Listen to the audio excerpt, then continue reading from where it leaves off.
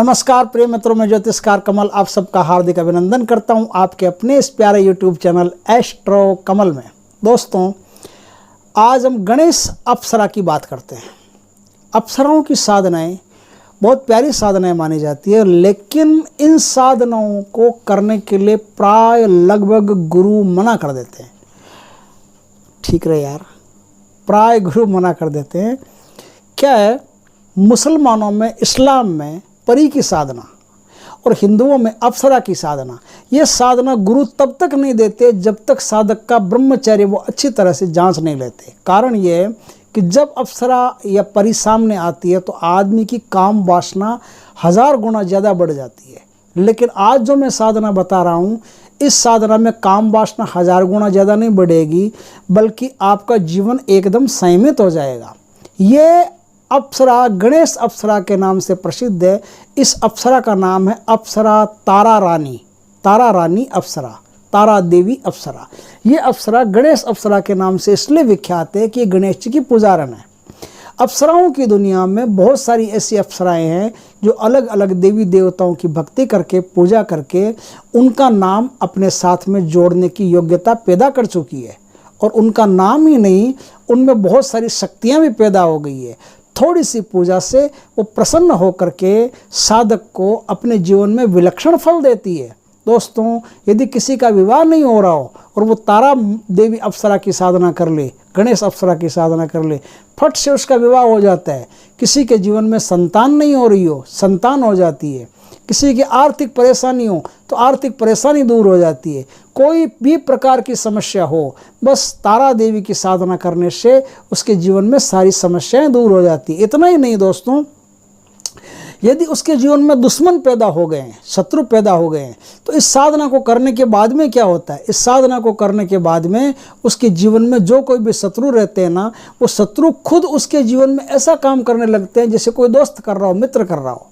उसके जीवन में अच्छे अच्छे काम, भले भले काम शत्रु करने लग जाते हैं। शत्रुता भूल जाते हैं, मित्रता शुरू कर देते हैं। शत्रुओं का हृदय परिवर्तन हो जाता है। हृदय परिवर्तन करवाने में ये साधना गजब की साधना है। दुश्मन का हृदय परिवर्तन करवा देती है, साधक को ऊंचा उठा देती है, उसके जीवन में किसी प्रकार की कोई कमी नहीं रहने देती।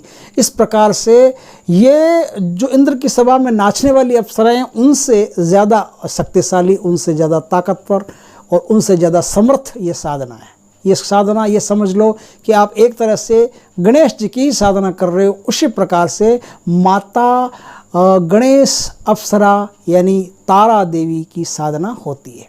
ये साधना होती कैसे है, इस साधना पर थोड़ी सी हम चर्चा कर लेते हैं। इस साधना को करने से गणेश जी का मंदिर हो, गणेश जी के मंदिर जाएं और विधिवत हरिद्रा गणेश जी की पूजा करें। हरिद्रा गणेश जी की पूजा करें। चावल, चंदन, रोली, मौली, जितना भी, जिस प्रकार से भी पूजा करना आपको आता हो, पंचोपचार हो, षोडशोपचार हो, आप हरिद्रा गणपति की पूजा करें। उसके साथ आंवले के पौधे की पूजा करें। आंवले का पौधा छोटा सा अपने पास लगाए हुए पहले से रखें, तैयार रखें और उसकी भी उस दिन पूजा करें। अब क्या, हरे हकीक की माला से आपको एक माला मिनिमम, कम से कम आपको हरिद्रा गणपति की वहाँ जपनी है। हरिद्रा गणपति का मंत्र इस प्रकार से है दोस्तों, ओम हुम गंग ग्लौम हरिद्रा गणपते वरद वरद सर्वजन हृदये स्तंभय स्तंभय स्वाहा। इस प्रकार से हरिद्रा गणपति मंत्र है। ये मंत्र का जाप करने के बाद में अब आप गणेश जी को क्या करेंगे, जो दूब होती है ना, दूब, एक तो साबुत गन्ना ले जाएं, साबुत गन्ना आप गणेश जी को चढ़ाएं, और एक जो दूब होती है ना, दूब, उसका डंठल बना करके, दूब का पुल्ली बना करके वो पुल्ली आप गणेश जी को चढ़ाएं और मोदक का भोग लगाएं। इस प्रकार से यहाँ तक का आपका कार्यक्रम हो गया। अब आप गणेश जी के साथ गणेश जी के पिताजी, माताजी, परिवार की भी पूजा करें, यानी शिव जी की, पार्वती जी की भी पूजा करें। और पार्वती जी की, शिव जी की पूजा करने के बाद में साधना का नियम है कि अपने कुल देवता, इष्ट देवता, जो भी होते हैं, पितृदेवता, वास्तु देवता, ग्राम देवता, इन सब की भी पूजा कर लेनी चाहिए, नवग्रहों की। तो इस प्रकार से छोटी सी एक पूजा का आयोजन करके, छोटी सी पूजा करके आप सबसे आशीर्वाद ले लें कि मैं गणेश अप्सरा की साधना कर रहा हूँ। हे देवी देवताओं, मुझे आशीर्वाद दो कि मैं गणेश अप्सरा की साधना को अब यहाँ से आपकी साधना शुरू होती है। दोस्तों, ये साधना हमेशा ही बुधवार से शुरू होती है।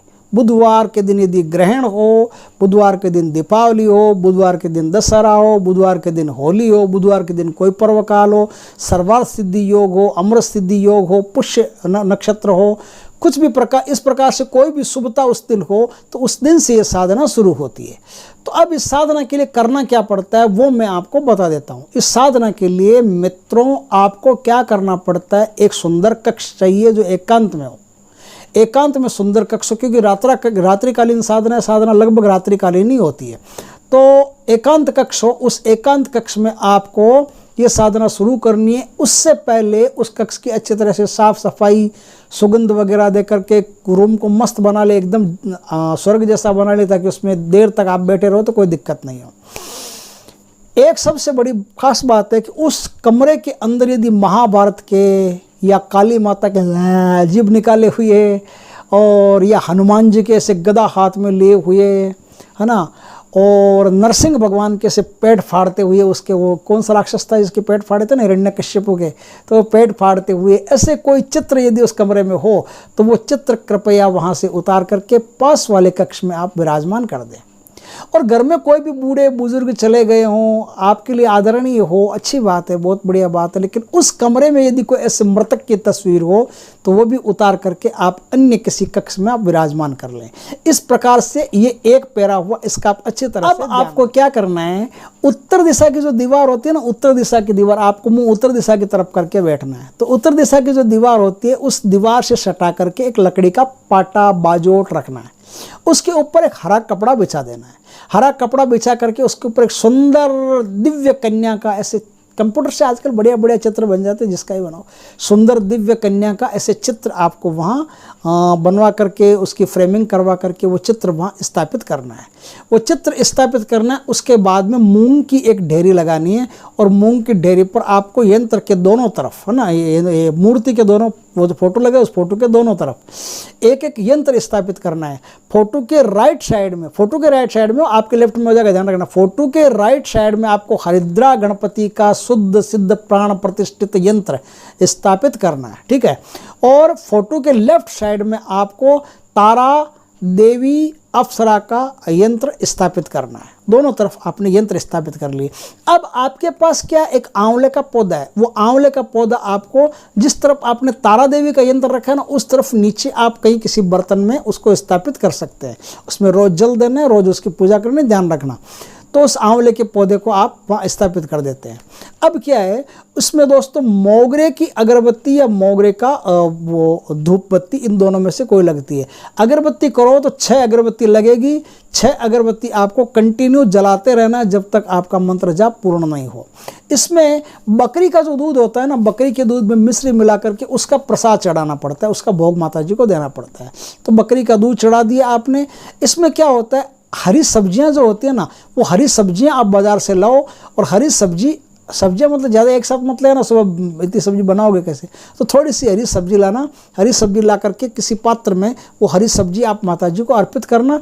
और हरी सब्जी को अर्पित करने के बाद में थोड़ी सी दुर्वा रख करके अब आप अच्छी तरह से माता जी को भोग लगाना। ये जो हरी सब्जी आपने आज रखी है ना, ये हरी सब्जी सुबह आपको भोजन में बना करके यही सब्जी पका करके खानी है। याद रखें कि जो सब्जी आप रात वहाँ रखोगे, हरी सब्जी कुछ भी, वो हरी सब्जी आपको सुबह भोजन में पका करके खानी है। तो इस प्रकार से हरी सब्जी वहाँ उपयोग में आएगी। 6 अगरबत्ती मोगरे की होगी और शुद्ध घी का दीपक होगा। वो दीपक आपको रोज वहाँ जलाते रहना, प्रज्वलित करते रहना। यहाँ से आपकी साधना शुरू होती है। बुधवार के दिन से ये साधना, बुधवार की रात से ये साधना आपकी शुरू हुई। आपने मंत्र जाप करना शुरू किया। 31 माला आपको मंत्र जाप करनी है। और 31 माला मंत्र जाप करने के बाद में आपको जो बकरी का दूध आपके पास पड़ा है, वो बकरी का दूध पूर्णाहुति होने के बाद में, जब कर्म माता जी को अर्पित करने के बाद में, आपको 31 माला करने के बाद में वो दूध आपको बाद में जब उठ जाओ आप, तब वो दूध आपको वहाँ पीना है। अब क्या है, जिस कक्ष में आप साधना कर रहे हो उसी कक्ष में आपको सोना है। उसी कक्ष में सोना है और उसी कक्ष में आपको पूर्व दिशा की तरफ सर रख करके सोना है। और आपका जो राइट हैंड है ना, उस राइट हैंड को ऐसे सर के नीचे दे करके, ऐसे राइट हैंड को सर के नीचे दे करके दाहिनी करवट आपको सोना है। इस प्रकार से आप शयन करेंगे। साधना में ब्रह्मचर्य का पूरा पालन करना पड़ता है, कम से कम बातचीत करनी पड़ती है, दान पुण्य करते रहना पड़ता है, भूमि पर सोना पड़ता है, ढीले वस्त्र पहनने पड़ते हैं। इस साधना में जो वस्त्र काम में आएंगे आपके, वो वस्त्र लाल के अलावा कोई भी प्रकार के कपड़े आप पहन सकते हो, सिले हुए हो, बिना सिले हुए हो, लाल के अलावा, लाल कलर का प्रयोग नहीं करना है, बस लाल के अलावा कोई भी प्रकार के कपड़े वो आप पहन सकते हो, ठीक है। और आसन भी लाल के अलावा कोई भी हो वो आसन आप ले सकते हो। हरे कलर का कपड़ा हो आप आसन पर बिछा करके ले सकते हो, या कोई भी आसन हो ले सकते हो, मृग चरम का आसन ले सकते हो। लेकिन इस साधना के लिए सबसे बढ़िया आसन जो माना जाता है वो हरी कुसा का आसन माना जाता है। मतलब कुसा का जो नया नया आसन बना हो ना, वो आसन इस साधना के लिए सबसे बढ़िया माना जाता है। इस प्रकार से ये कुछ विधि विधान है जिनका मैंने आपको बताया कि ये जो साधना है ये बुधवार के दिन से शुरू होगी। लेकिन कौन से बुधवार के दिन से शुरू होगी, इस बात को थोड़ा सा ध्यान रखना। ये कृष्ण पक्ष के बुधवार से शुरू होगी। कृष्ण पक्ष का कोई भी बुधवार हो जो अमावस्या के आसपास आता हो, उस बुधवार से ये साधना शुरू होगी, क्योंकि ये साधना अमावस्या से पूर्णिमा तक होती है ना। तो अमावस्या को बुधवार आए तो सबसे बढ़िया है, नहीं तो उसके 2 दिन पहले, 3 दिन पहले, 4 दिन पहले, 5 दिन पहले, 6 दिन पहले कोई भी बुधवार आए, उस बुधवार से जो मैंने योग वगैरह बताए वो सब योग वगैरह मिल जाते हैं उनमें से कोई भी, तो वहाँ से आपकी साधना शुरू होती है। तो इस साधना में 16 के अलावा 17, 18, 19 या 20 दिन भी लग सकते हैं, उसकी आपको परवाह नहीं है। 31 माला आपको रोज जपते रहना है। साधना संपूर्ण होने के बाद, जैसे आपकी पूर्णिमा को साधना संपूर्ण होती है तो इसमें क्या होता है कि अधिकांश साधकों को तारा देवी दर्शन देती है ना। तारा देवी दर्शन देना तो उसके लिए आपको कांसी की एक थाली अपने पास रखनी है। कांसी समझते हो?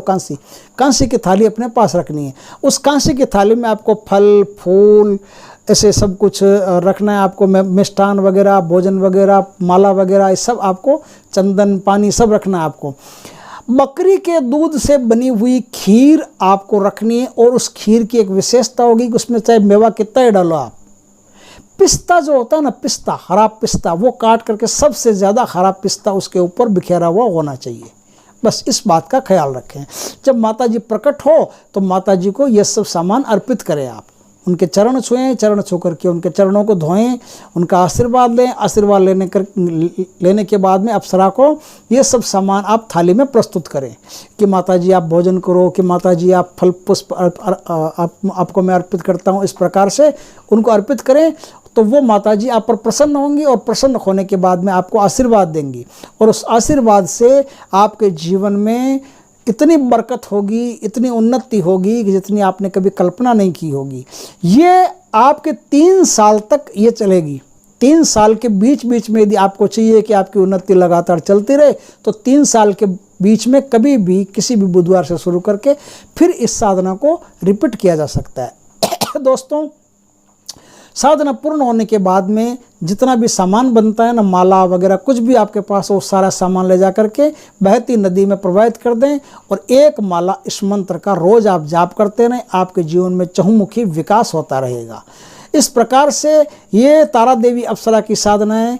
ये साधना बड़ी प्यारी साधना है, और तेज से इसके प्रभाव से जातक के जीवन में सर्वांगीण विकास होता है। दोस्तों, यदि वीडियो अच्छा लगा हो तो लाइक करना, कमेंट करना, शेयर करना, और यदि पहली बार आप हमारे चैनल पर आए, चैनल को सब्सक्राइब करना, पास में जो बेल आइकॉन का बटन है वो दबा देना, ताकि हमारे ज्ञानवर्धक जानकारीपूर्ण वीडियो सबसे पहले आपके पास आ सके। लेकिन मंत्र अभी तक बताया नहीं, वो भी हम बता देते। ओम ह्रीम आगच्छ, क्या? ओम ह्रीम आगच्छ गंगाणपत्ये। ओम ह्रीम आगच्छ गंगाणपत्ये तारा देवी अप्सराय नमः।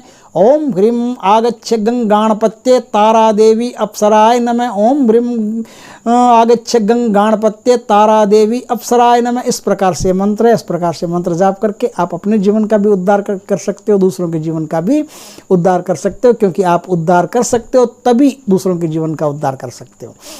अच्छे अच्छे काम करना, यदि शक्ति, सामर्थ्य, धन दौलत सब प्राप्त हुआ आपको, तो अच्छे अच्छे काम करना, रचनात्मक काम करना। अच्छे कामों से शक्ति बढ़ती है, अच्छे कामों से सिद्धि बढ़ती है, अच्छे कामों से भगवान की हमेशा ही कृपा बनी रहती है। जय श्री गणेश दोस्तों, जय माँ तारा देवी अप्सरा की।